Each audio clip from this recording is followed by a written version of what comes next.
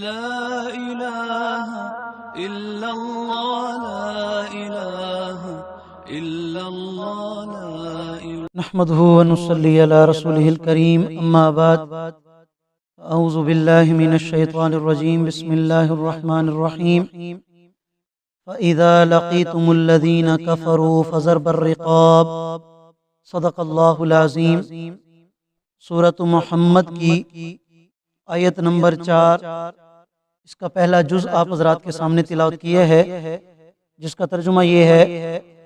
اللہ رب العالمین ارشاد فرما رہے ہیں کہ جب تمہارا مقابلہ کافروں کے ساتھ ہو تو ان کی گردنوں پر مارو۔ سورہ محمد صلی اللہ علیہ وسلم کے مختصر تعارف میں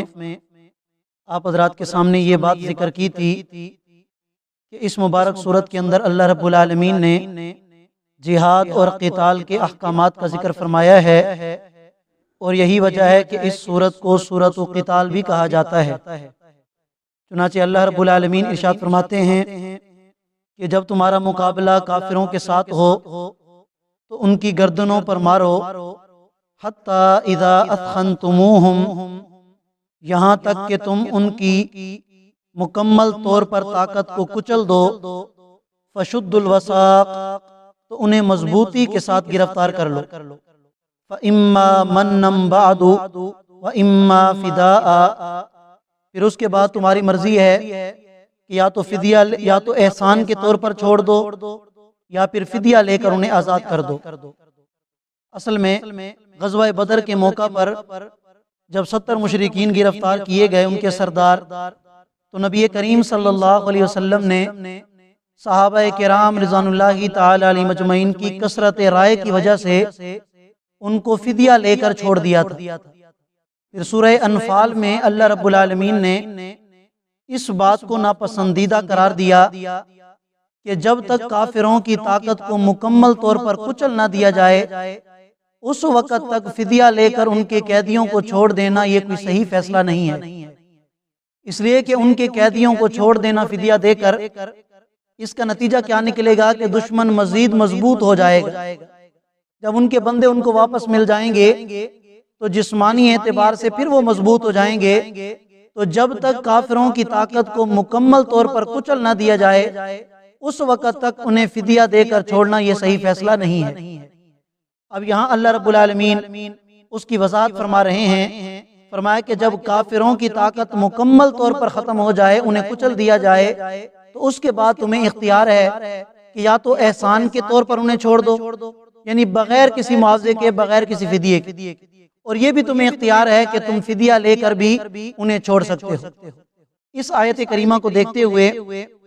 اہل اسلام کے لیے اور اسلامی حکومت کے لیے کافروں کے جو قیدی ہوتے ہیں ان کے لیے 4 قسم کی صورتیں اور 4 قسم کے اختیارات ذکر کیے گئے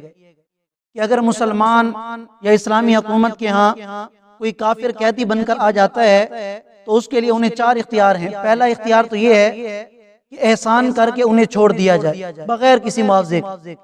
اور دوسرا اختیار یہ ہے کہ فدیہ لے کر چھوڑ دیا جائے، اور فدیہ لے کر چھوڑنا بھی اس وقت کہ جب انہیں معلوم ہو کہ یہ باہر جا کر ہمارے لیے خطرہ نہیں بنیں گے، فدیہ لے کر چھوڑ دیا جائے، اور فدیے میں یہ بات بھی داخل ہے کہ اپنے قیدیوں کے بدلے میں اسے چھوڑا جائے کہ ہم تمہارے بندوں کو چھوڑتے ہیں، تم ہمارے بندوں کو چھوڑ دو۔ اور تیسری صورت، اسلامی حکومت کو یہ بھی اختیار ہے کہ اگر وہ دیکھے کہ یہ باہر نکل کر ہمارے لیے مزید خطرناک بنے گا تو قتل کرنے کی بھی گنجائش ہے کہ ان کے قیدیوں کو قتل کر دے۔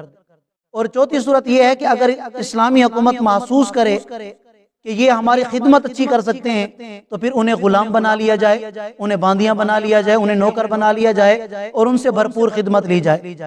اور یہاں یہ بات بھی یاد رکھیں کہ یہ 4 صورتیں اس وقت ہیں کہ جب کسی حکومت کے، مسلمانوں کے، کافروں کے ساتھ، دشمنوں کے ساتھ قیدیوں کے بارے میں کوئی معاہدہ نہ ہو۔ آج بین الاقوامی سطح پر تمام اسلامی ممالک ہیں یا جتنے بھی، ان کا آپس میں معاہدہ ہوتا ہے کہ اگر ہمارا قیدی تمہارے پاس آئے گا تو تم واپس کرو گے، تمہارا قیدی ہمارے پاس آئے گا ہم اسے واپس کریں گے، اور غلام نہیں بنائیں گے، کوئی فدیہ نہیں ہوگا۔ اگر اس طرح کا کوئی معاہدہ ہے کسی اسلامی ملک کا کافروں کے ساتھ تو پھر شرعی طور پر اس معاہدے کا پاس لازمی ہے، اور جب کوئی ان کا قیدی بن کر آئے گا تو اس قیدی کو چھوڑنا بھی ان پر کیا ہوگا؟ لازم ہوگا، اگر معاہدہ کیا ہوا ہے۔ اسی کا ذکر ہے، فرمایا فَإِمَّا مَنًّا بَعْدُ، پھر چاہے تو اسے احسان کے طور پر چھوڑ دو یا فدیہ لے کر، حَتَّى تَضَعَ الْحَرْبُ أَوْزَارَهَا، یہاں تک کہ جنگ اپنے ہتھیار ڈال کے ختم ہو جائے۔ یعنی جب جنگ ختم ہوگی تو جنگ کے بعد یہ حکم نہیں ہوگا، یہ جنگ کی حالت میں ہے۔ ہاں اگر معاہدہ نہ ہو، کوئی قیدی آ جائے تو پھر اس کے لیے یہ 4 صورتیں ہیں۔ ذالک، اللہ فرماتے ہیں کہ یہ جہاد والا حکم میں نے تمہارے لیے ذکر کیا ہے۔ وَلَوْ يَشَاءُ اللَّهُ، اور اگر اللہ چاہتے، لن تصر منہم، ان کافروں سے انتقام لے سکتے تھے، اپنی طرف سے کوئی عذاب بھیج کر کافروں کے کفر کا بدلہ اللہ تعالیٰ لے سکتے تھے۔ ولیکن لیبلو بعضکم ببعض، اللہ فرماتے ہیں یہ جہاد والا حکم میں نے تمہارے اوپر اس لیے لاگو کیا ہے تاکہ اللہ تمہیں بعض کے ذریعے سے بعض کے ذریعے آزما دے، تم میں سے بعض کو بعض کے ذریعے سے آزما لے۔ کیسے؟ کہ ایمان والوں پر جہاد فرض کیا تھا کہ پتہ چلے کہ یہ ایمان والے اللہ کی خاطر جان قربان کرتے ہیں یا نہیں، اور کافروں کے مخالف جہاد فرض کیا کہ یہ کافر لوگ مسلمانوں پر جب اللہ کی مدد آئے گی تو یہ اللہ کی مدد کو دیکھ کر ایمان کی طرف مائل ہوتے ہیں یا نہیں۔ یہ جو جہاد اللہ نے فرض کیا یہ تمہاری آزمائش کے لیے ہے۔ والذین قتلوا فی سبیل اللہ، اور جو اللہ کے راستے میں شہید کیے جاتے ہیں، فلن یضل اعمالہم، اللہ ان کے اعمال کو کبھی ضائع نہیں فرماتے۔ سیہدیہم، بلکہ اللہ تعالیٰ انہیں منزل مقصود تک پہنچاتے ہیں۔ ویصلح بالہم، اور ان کی حالت کو سوار دیتے ہیں۔ وَيُدْخِلُهُمُ الْجَنَّةَ، اور اللہ تعالیٰ انہیں جنت میں داخل فرمائیں گے، ایسی جنت عرفہا لہم، کہ جس جنت کو وہ پہچانتے ہوں۔ کیا مطلب؟ کہ دنیا میں پیغمبروں کے ذریعے سے جنت کا تعارف کرا دیا گیا،